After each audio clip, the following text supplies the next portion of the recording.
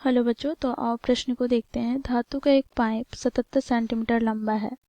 इसके एक अनुप्रस्थ काट का आंतरिक व्यास 4 सेंटीमीटर है और बाहरी व्यास 4.4 सेंटीमीटर है।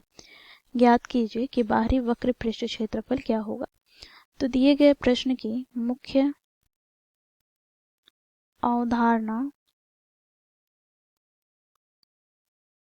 की बात करें तो बच्चों यहाँ पर हम बेलन का बाहरी वक्र पृष्ठ क्षेत्रफल ज्ञात करेंगे। तो इसके लिए सूत्र क्या होगा, तो 2 गुनी पाई आर एच, जहां पर बच्चों देखो कैपिटल आर बराबर क्या हो जाएगा, तो बाहरी त्रिज्या तथा एच बराबर क्या है, तो बेलन की ऊंचाई। तो इस मुख्य अवधारणा की सहायता से बच्चों हम दिए गए प्रश्न को हल करेंगे। बच्चों देखो प्रश्न में हमें बाहरी व्यास दिया गया है, बेलन का क्या है, तो देखो बाहरी व्यास है बच्चों कैपिटल डी बराबर 4.4 सेंटीमीटर।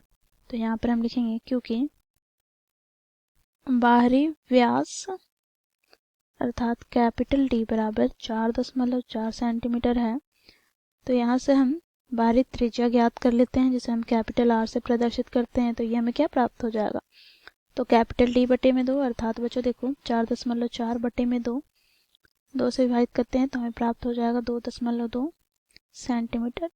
अब बच्चों देखो इस बेलनाकार पाइप की ऊंचाई कितनी है अर्थात लंबाई कितनी है, तो एच बराबर 77 सेंटीमीटर।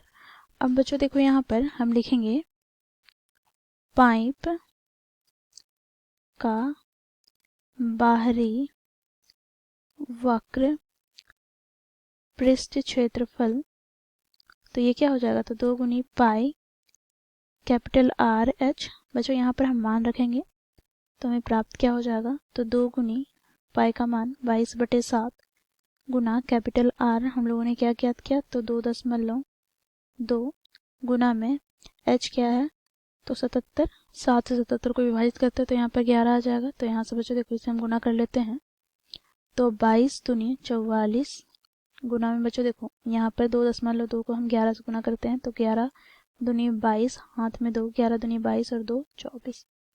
एक अंक के पहले दशमलव है तो एक अंक के पहले दशमलव लग गया। बच्चों देखो अब हम इसे गुना करते हैं तो यहाँ से हमें इसका गुणनफल क्या प्राप्त हो जाएगा, तो 1064.8 सेंटीमीटर स्क्वायर। तो इस प्रकार बच्चों हम लोगों ने दिए गए प्रश्न को मुख्य अवधारणा की सहायता से हल किया। आशा करती हूँ आप लोगों को यह प्रश्न समझ में आया होगा। धन्यवाद।